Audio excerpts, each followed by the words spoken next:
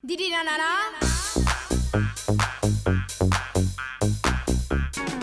and welcome back. Now we're going to listen to the Sally lovely Diana James singing all about fairy tales.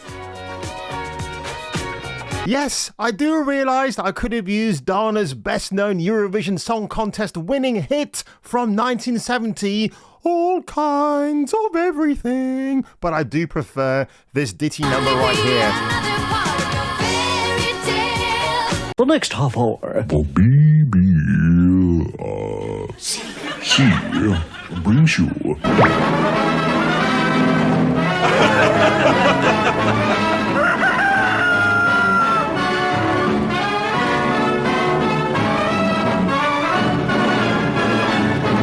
Ladies and gentlemen, get ready for Eurovision 2023.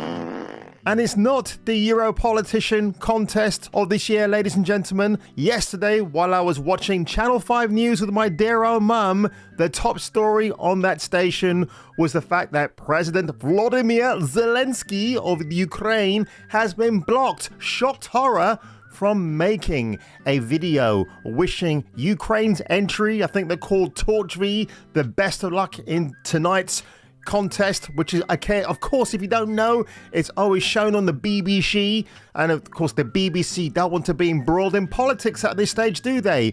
Why? Because we know what's going on in Ukraine. It's terrible, absolutely, but I do agree with a lot of people what they said last year, that Ukraine really shouldn't have won, but it was a sympathy vote. It was all done in solidarity. So while I partially see the sentiment in that, I mean, it's now being hosted in Liverpool, the home of the Scousers. You know what I mean, like? My CD player, you thieving bastard! People like you were giving Scousers a bad name. Oh, yeah! So without further ado, folks, let's just get into this because it is just, I keep hearing it on the news now and it's really getting annoying. I'm looking forward to watching Hannah Waddingham tonight presenting or co-presenting with Graham Norton for Eurovision 23, because if you haven't seen her in Ted Lasso with Jason Sudeikis, she is hot. She should have been in Game of Thrones when it was good. Instead of Gwendolyn Christie, they should have got Hannah Waddingham instead. I think she would have been outstanding. But listen to the quick excerpt now, because now that Zelensky has been blocked by the EBU from going ahead for making a quick video, because we know how this is going to turn out, let's just listen to a bit of common sense and rationality. That's not how those in Ukraine feel.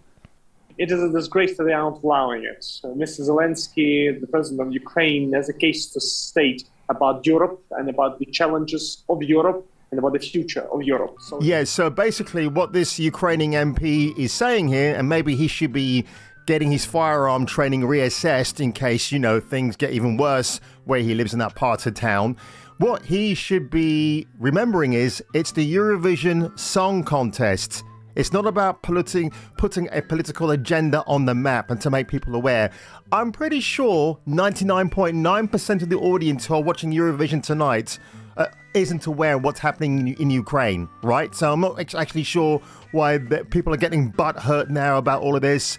Even wishy-washy Rishi Sunak and Keir Starmer, the man with that god-awful voice, they're all saying, well, we're so disappointed that the European Broadcasting Union will not allow Volodymyr Zelensky to make a video to wish Ukraine the best of luck. Because I think what people will be pissed off with tonight is if Ukraine actually wins for a second time in a row. Because last year when they won, it was done out of solidarity. It was a sympathy vote.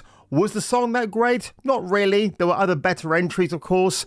But I mean, tonight, Netherlands their entry is going to be country and western, which I find a little bit strange, but there you go. On a tightrope, but you better know there's no one there to catch you. Every time Zelensky pops into town, whether it's London or America, whatever, you know he ain't coming in for a civil chat. It's going to be, can you give me tanks, weapons, planes, trains, automobiles? I want a fucking car right now. come on, people. You didn't think I was going to make this video without getting a little bit of a pop culture reference into the proceedings. So I think when politicians are saying, oh, dear European Broadcasting Union, why aren't you allowing Mr. Zelensky just to make this 2-minute speech, or however, it wouldn't even be 2 minutes actually, probably be like 30 seconds. But look, the BBC, because we've got the new Doctor Who coming out very soon, they can't afford to be in a political shitstorm, as it were. And again, Eurovision Song Contests, it's not about politics. Yeah, you have politics of a different kind in the proceedings, in the show. That's fine. You're going to get your LGBT and your gay pride flags out. Don't care about that. It's all part of the camp. And probably without it probably wouldn't be the same. But, you know, when you have people like Graham Norton, who even acknowledges the fact that it's not the BBC that calls the shots. As far as I'm aware, that's an EBU thing. It's not even kind of BBC Studios or anything. So we haven't been involved in that at all. So it's just, as far as I know, that's an EBU decision. And as you know, the EBU, you know, they rule with an iron fist. So yeah, well, there you go. Mr. Norton has just summed it up, hasn't he? That's exactly it. The EBU rule with an iron fist.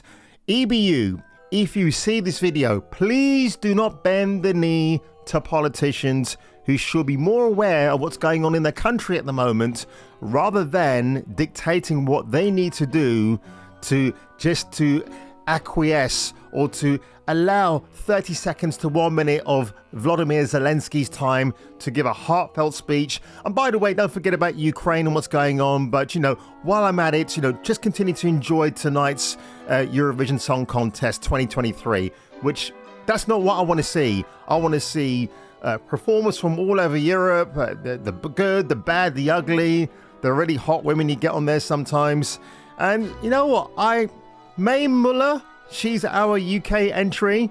I wrote a song. Here's a quick excerpt. You know what? Not really my kind of music, but it's fun. She's a bit of a fun gal. She kind of reminds me of Dua Lipa, but with fillers. And she seems like a very nice gal, actually. Good, fun person. There's a quick bit of her here in the interview. Did you say yes there and then? Yeah. Straight away? Straight away. I don't think it gets much bigger than Eurovision. It gets much bigger! Bless her. She's going to have a good career, I think, actually. I do like Ms. Muller, and it's a good, fun song. I hope she wins, quite rightly, if you're hosting the Eurovision Song Contest in the UK, which is kind of funny because we're not really part of Europe now anymore, are we? So I find it very strange that that's happening. We should have still been part of Europe, as far as I'm concerned. I think Europe were kind of steering the UK in a better ship at that point. And then, of course, you know, things happening now. We're just a grand old daddy UK and scratching our bums because we don't know what to do next. So, yeah, it is what it is. And you know what? That's kind of why I'm gathering my Papa John's big pizza takeout tonight for the Eurovision Song Contest. I'm watching it from 8 until midnight, and I'm gonna have a jolly good old time, folks. So like I said, not the usual type of video I make, but it does infuriate me when people feel entitled that they should be up there, they should be given the spotlight for a few brief moments, just to remind you that it's not really a Eurovision Song Contest you're watching. It's more about political propaganda and the bigger picture around you, but people already know what's going on. So on that one, folks, if you were me and if I were you, and if you're still searching for that dog named Blue, I'll see you on the next video. Ooh, ah, just a little bit. Ooh, ah, a little bit more. Ooh, ah, just a little bit. You're the one I'm looking for. Yeah, Gina G. I used to work with the security guard at Planet Hollywood in 1996. And let's just say that the G for Gina G, she kind of lived up to that because he saw her in her birthday suit. Anyway, I'm out of here. Catch you later.